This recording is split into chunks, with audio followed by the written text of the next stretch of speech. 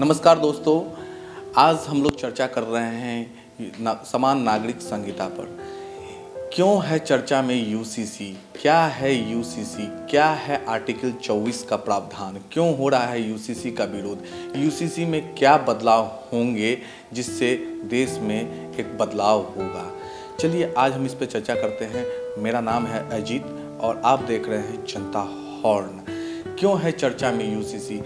जब 2014 में और 19 में मोदी जी ने चुनाव लड़ा तो उस समय उन्होंने अपने मैनिफेस्टो में इसको यूसीसी को लागू किया और वहीं से ये चर्चा में आया। अब बात हम करते हैं कि इसका विरोध हो क्यों रहा है। तो यूसीसी का विरोध करने के पीछे धार्मिक संगठनों का अपना अलग अलग तर्क है, उन लोगों का अपना एक अलग कहना है। यूसीसी मतलब आप जब इसमें दो तरह की बातें निकल के आती है। पहला है आर्टिकल 44 और दूसरा है आर्टिकल 25। आर्टिकल 44 वो लोग इसका तर्क देते हैं जो समान नागरिक संहिता का समर्थन करते हैं और आर्टिकल 25 वो लोग तर्क देते हैं जो यह कहते हैं कि यूसीसी लागू नहीं होना चाहिए।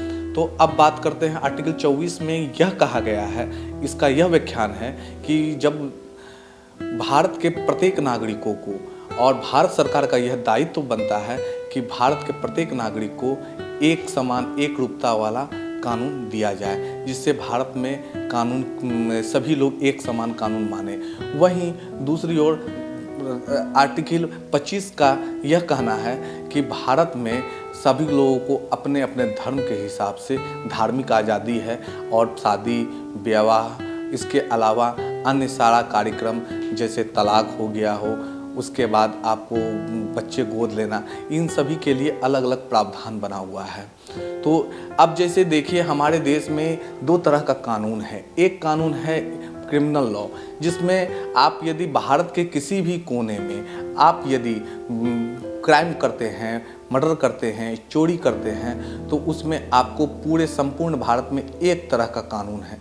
वहीं आप जब दूसरे उलट आते हैं, शादी का कार्यक्रम हो या फिर आप देश के अंदर यदि कहीं पर भी आप बच्चा गोद लेते हैं या आप संपत्ति का बंटवारा करते हैं, तो वहाँ पर आपका अलग कानून हो जाता है धर्म के हिसाब से। तो इससे हमारे देश में कानून की एकरूपता कहीं रह नहीं जाती है। इसलिए हमारे देश में इसकी ज़रूरत है और ऐसा हम नहीं कह रहे हैं, ऐसा हमारे वर्तमान की सरकारें कह रही हैं। तो अब यूनिफॉर्म सिविल कोड है क्या? तो जैसा शब्दों से हम बयां होती है समान नागरिक संहिता, यानी एक समान कानून जिसमें भारत के प्रत्येक नागरिक को एक कानून के जद में लाया जा सके, वो है यूनिफॉर्म सिविल कोड और समान नागरिक संहिता। अब इसका क्या असर होगा हमारे देश में, इस चीज़ को समझना होगा।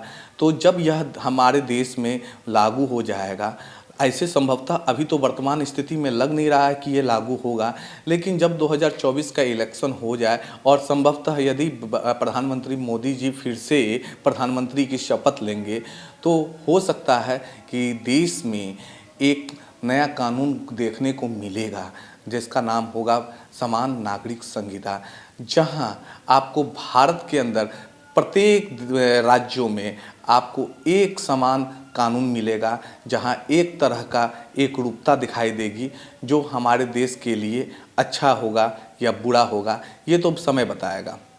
लेकिन यदि एक समान, मेरे विवेक के हिसाब से यदि एक समान कानून आएगा तो वो अच्छा होगा और ये तय करना हमारा काम नहीं है, जनता का काम है। और इसके लिए आप लोगों को विचार करना होगा कि क्या यूसीसी हमारे देश के लिए अच्छा है या बुरा है।